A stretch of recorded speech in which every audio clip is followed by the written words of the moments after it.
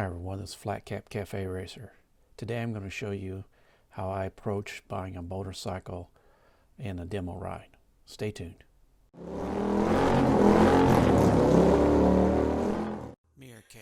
It's an unfortunate truth, but demo rides are really hard to come by these days. If you can get one, sometimes they only last 6 to 10 miles. So let's say you are fortunate enough to get a demo ride. What can you expect to learn from your demo ride? Well, you already know before you go in whether you like the looks of the bike. You'll find out whether you like the sound of the bike. You'll have already decided whether you can afford it or not. So let's take this 2023 765 RS out, and I'm going to compare it to some of the 2024 RSs, because that's most likely what you're going to find available if you're considering this motorcycle now. Like I said, the first thing you're going to notice is you're going to notice the sound. Everybody knows the sound. Is it something you want to change, or is it something you want to leave alone? The next thing you're probably going to notice is the instruments. Are they easy to see, easy to read? Are the switches easy to operate? Are they difficult to operate? How does the bike shift? Does it shift nice? Do the brakes have a good feel to them?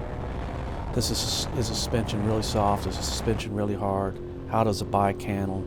Do you feel bothersome vibrations or not? And probably the last and final thing, and maybe one of the most important things, at least it is to me, is the ergonomics. How does the rider's triangle, the hand position to the handlebars, to the foot pegs, and how does the seat feel? Those are the things I expect to get out of the demo ride. That's all. That short period of time on that demo ride, it really is not going to help you determine whether you're going to be happy with this bike years down the road. You need to do your own homework, and you might have already done that. You might have went to the configurator for the motorcycle to see what kind of accessories and things that they have available for it, and that's a good thing. Somewhere along the line, you need to be thinking about all these things that I'm going to show you right here. There are 17 different categories I consider they're important for any motorcycle that I'm looking at. Now, if one category may be more important than the other, like for a touring bike versus a sport bike, or an off-road bike versus a cafe racer, but it's still important. So what I do is I list the features, the specs, if you will, of that particular bike. Then I assign numbers to those. Now, I may not need, if it's got a 6, being the perfect score for that category, I may not need a 6 or want a 6. But at the end of the day, I can see what kind of score the bike gives versus what score I need. The score you get may be entirely different than the score I get, or you may have a need for more horsepower than I do. So you may need get a 6 instead of a 5. But it's still relative to the bike that you're picking out. So in this particular bike, I'll be shooting for a perfect score of 79 in the middleweight naked category. So if I can get 90% of the 79 and I combine that with a good demo ride, I consider that a win. So what you're looking at in these categories are what I think I need to have for this particular category of bike, the naked middleweight.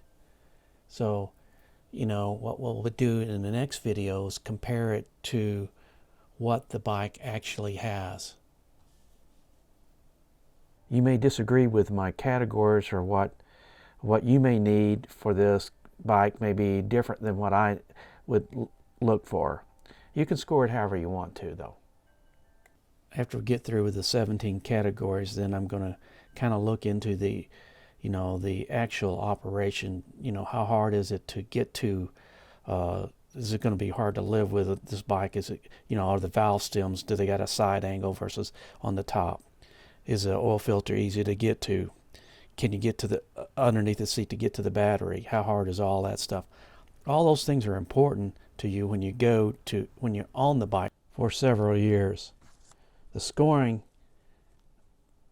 for my needs, then comparing it against what the motorcycle actually is just one more step to keep me from being disappointed in my choice and keeping my expectations realistic. This is the process I'll be using in the next video for the 2023 765 Triumph Street Triple RS, and I'm combining that with that short demo ride. This is just the way I do it. I'd like to hear back in your comments on how you go about the same thing with the short demos. Thanks a lot. Join me and my friends at Flat Cap Cafe Racer for riding and racing. Please subscribe.